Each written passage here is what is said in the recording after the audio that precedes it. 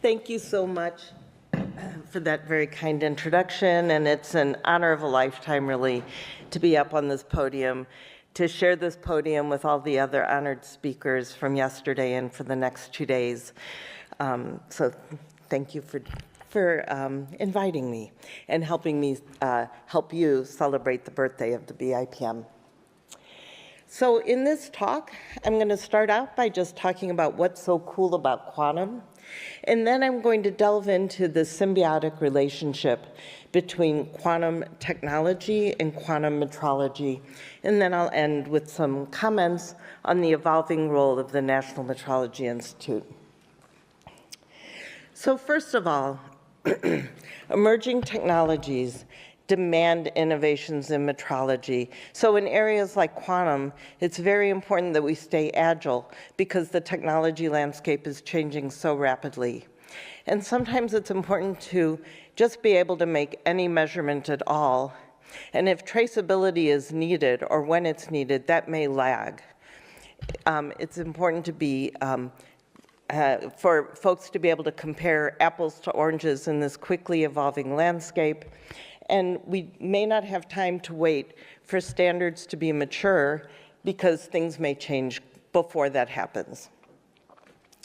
But it's also true that advances in metrology also demand advances in technology.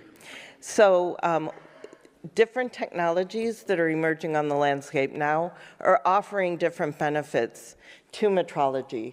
So quantum is giving us opportunities for higher precision, pulling faint signals out of the noise, and for more stable standards. But other technologies are also quite important. Integrated photonics and nanofabrication advances are helping us miniaturize standards and sensors. Digitalization is letting us track the provenance of our standards and their calibrations, and to notice when calibrations expire.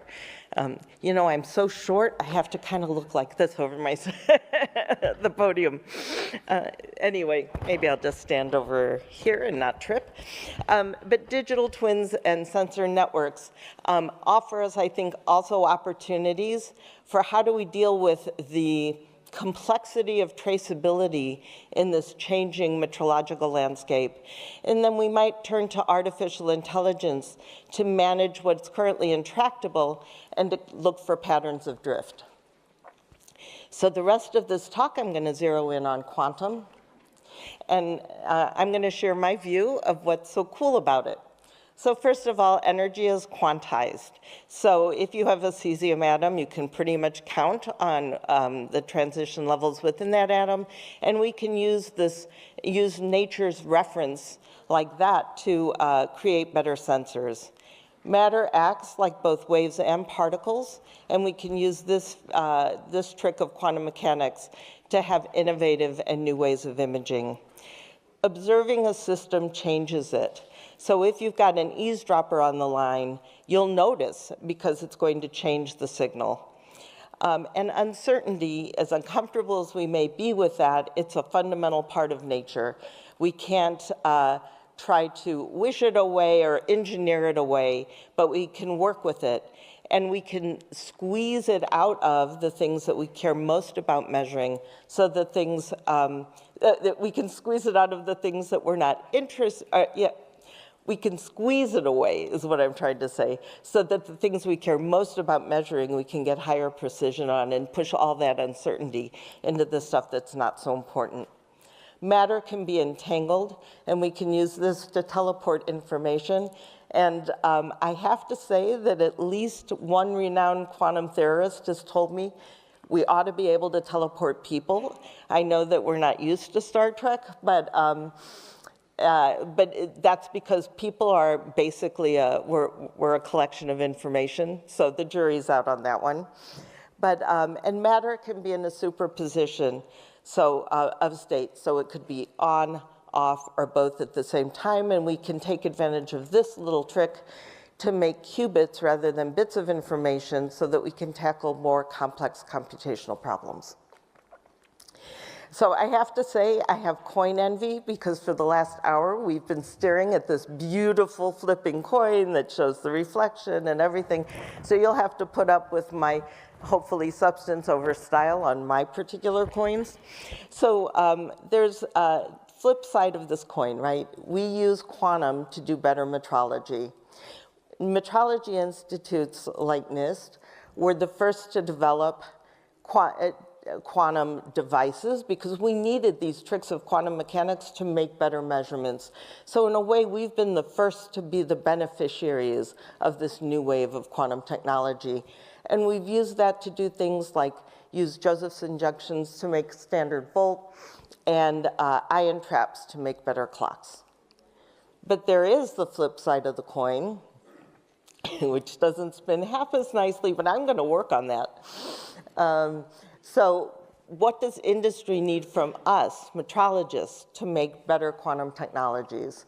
So they still need Josephson junctions for standard volt, but that same technology can be used to make superconducting qubits for computers. And they still need ion traps to make better clocks. But that same technology can be used for another platform for quantum computing. And these technologies need entirely new ways to measure and characterize. So quantum for metrology, what does it offer? We heard a fair amount about this yesterday, but here's a little laundry list. The promise of quantum standards, right? They can be inherently stable. And so again, like I was saying, we can take advantage, for example, of the energy transitions within an atom.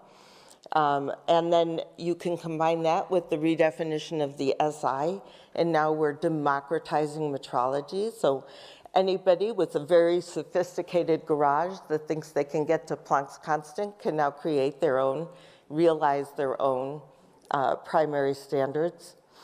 They offer higher precision. So like I was saying, we can squeeze the uncertainty out of what we care about, but we can also look at entangling sensors to cancel the noise across them and beat the standard quantum limit. And you put all this together, we can have metrology on the move. And that's what NIST on a chip is about, and I'm going to talk to you about that in just a minute. And it's particularly relevant for the very small and the very faint.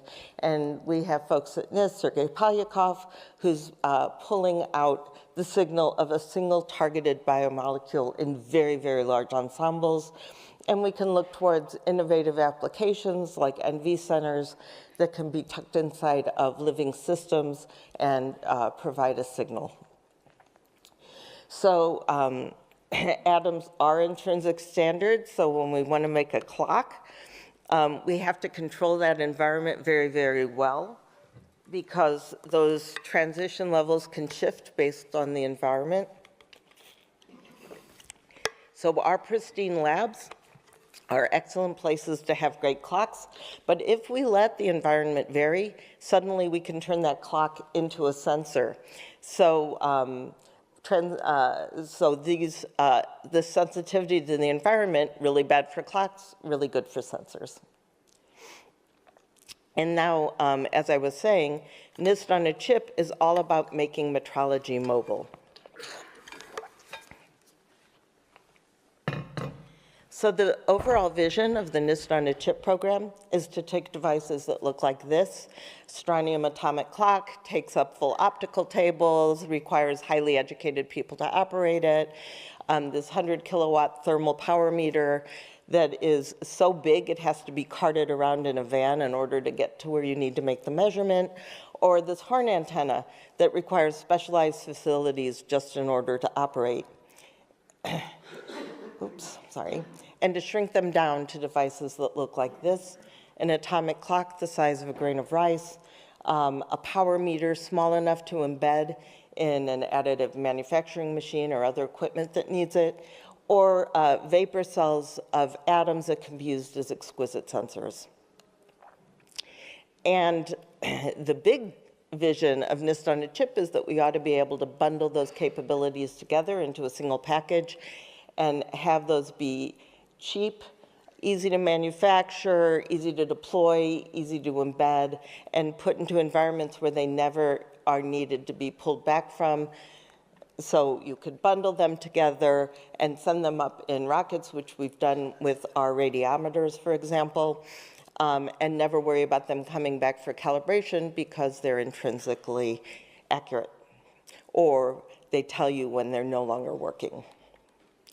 So I know I keep talking about us shrinking our technology down, but we're not just making things smaller, we're actually measuring things in very different ways, and again, this is where quantum helps us out. So we measure temperature now by looking at changes in the optical properties of materials. We can measure distance by looking at wavelengths within atoms, or we can measure power by measuring the slight force that that light exerts on matter.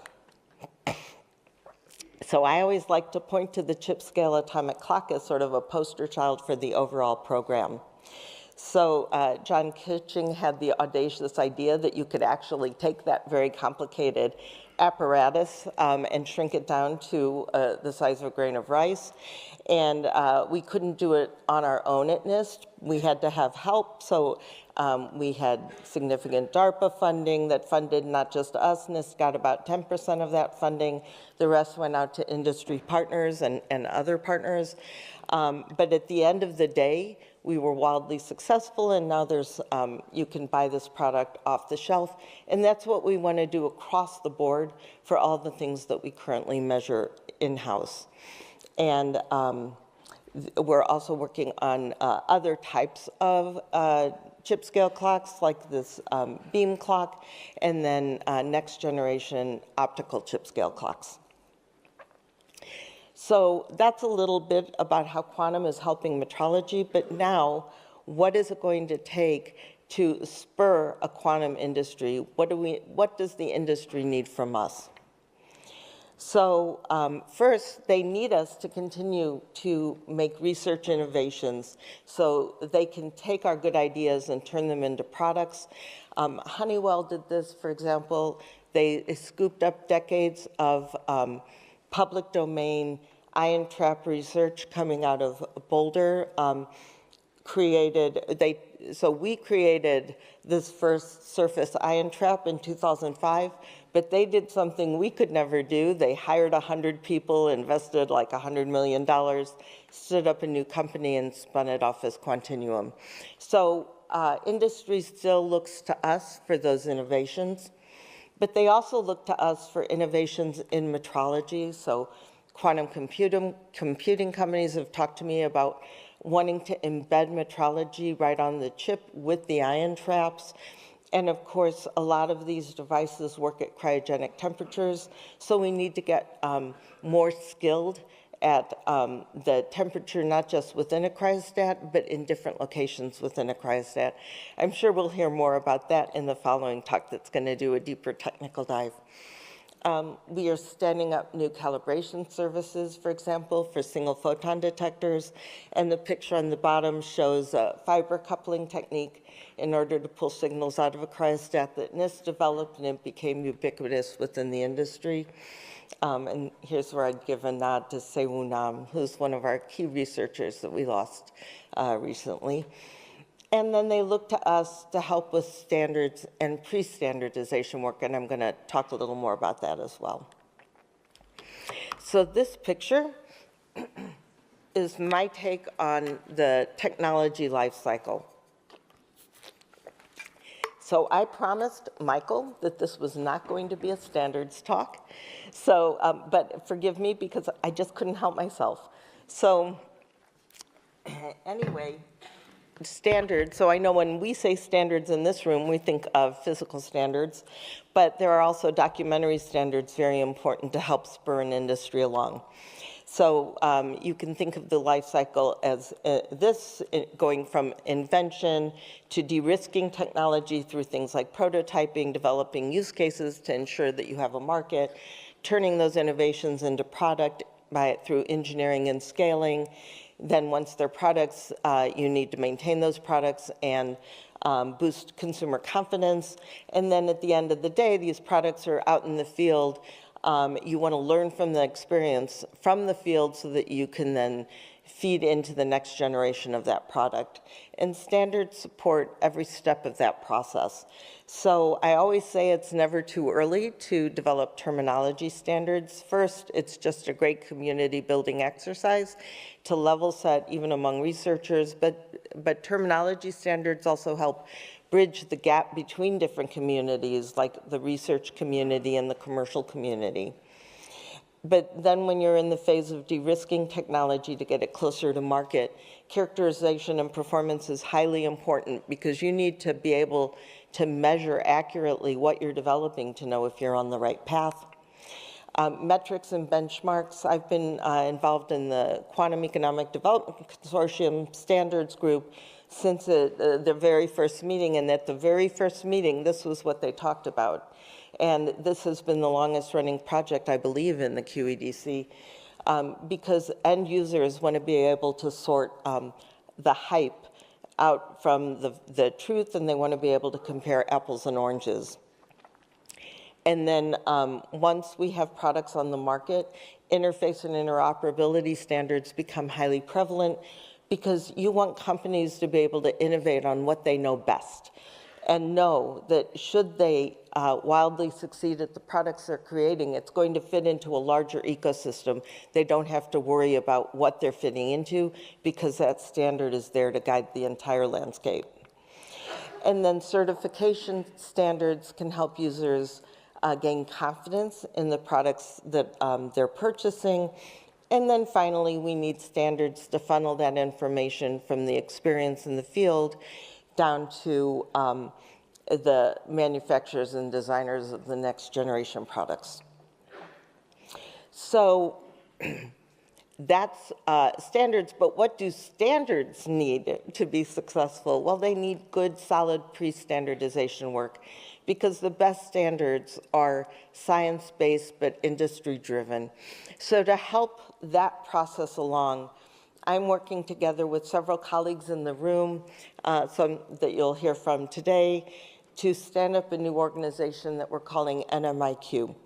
And the purpose of NMIQ is to leverage the power that metrology institutes have, not just the power, that's probably the wrong word, but it's our deep expertise, our neutrality, our objectivity, our deep connections with industry, to develop best measurement practices so that when these technologies are brought up for standardization, they have ground truth to draw on so that those standards have that good, solid science basis. And we'll work with industry to make sure that what we're talking about also fills industry gaps. So as you can see here, we've got several people here. JT is our CIPM rep, Tim Pryor, Nicholas Bethman, Davide Calanico from Italy are all helping in this grand adventure. And we held a meeting at the BIPM last March to get this idea going, to make sure we were on the right track, to make sure we had community support. And we had 149 participants from 43 different NMIs from 39 different countries. And at the end of the day, everyone agreed that, yes, indeed, we need to do this pre-standardization work for the betterment of the entire community. And I encourage you to look at this workshop report. We wrote a very thorough report, and we've concluded all the presentations. So before the workshop, we ran a survey just to see where NMI stood. It turned out that only about 60% of our metrology institutes that were participating had programs in quantum, so it's not ubiquitous. And then we have, these are just a sampling of some of the questions we asked about what areas of quantum you care most about. And you can see that clocks, of course, enjoy a lot of popularity and a lot of activity. And then there's areas like Majorana qubits that it's not zero, but pretty darn close. And that there's a lot of interest in areas where people don't yet have activity. And the engagement with the quantum industry is taking metrology institutes beyond their usual core functions. So, and to sort of complement this, to look at both sides of the coin here, the CIPM and the BIPM, so JT is championing this new work group on the quantum for metrology side, which is the natural, so BIPM is the natural place to really coordinate those kinds of activities, and I guess that's part of what Martin was referring to as more cross-cut activity.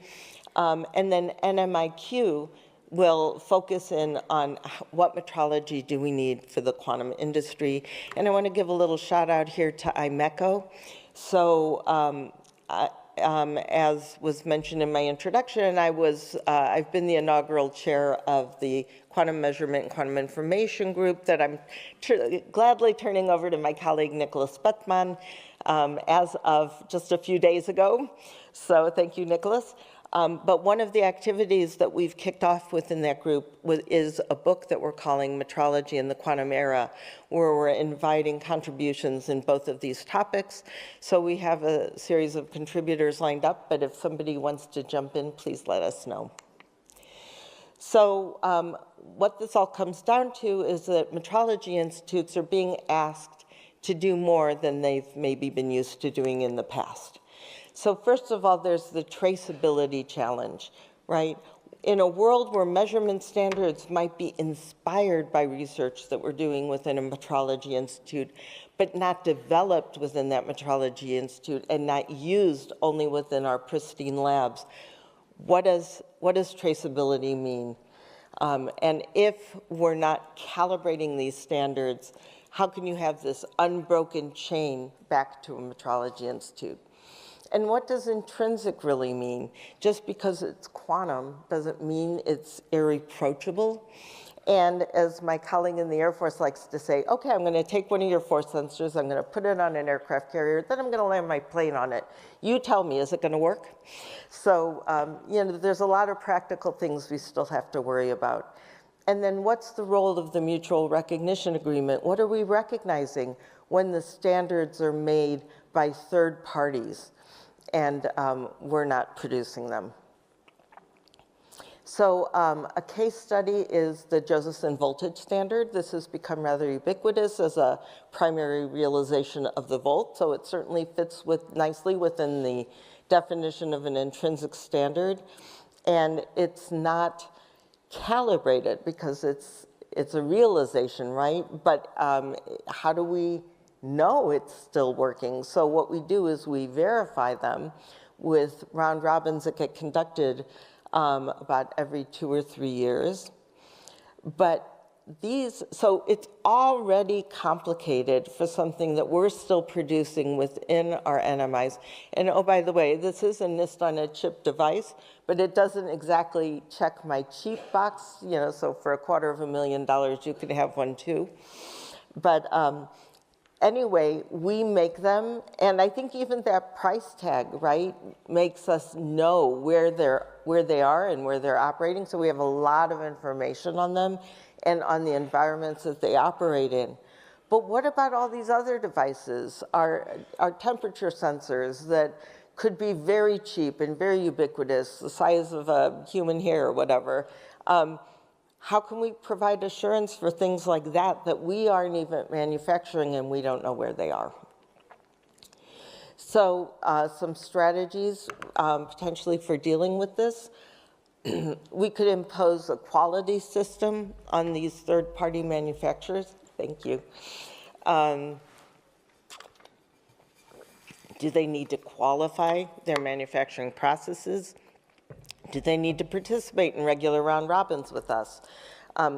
And how do we handle innovations that they layer on top of the designs that we're creating within an NMI?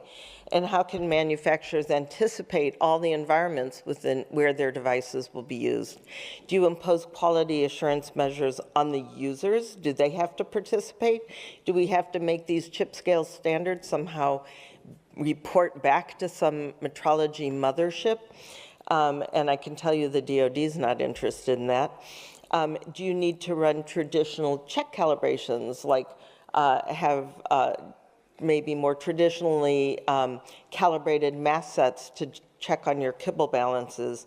And how can we leverage things like AI digital twins and sensor networks to deal with the traceability problem? For example, a digital twin, you could have a twin of a device in your own lab.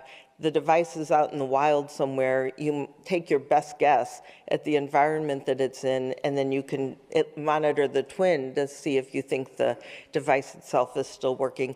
These are all just ideas at this point.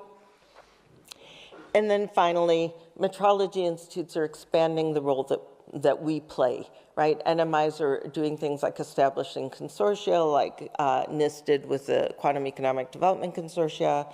They're launching incubators, which I believe PTB has done.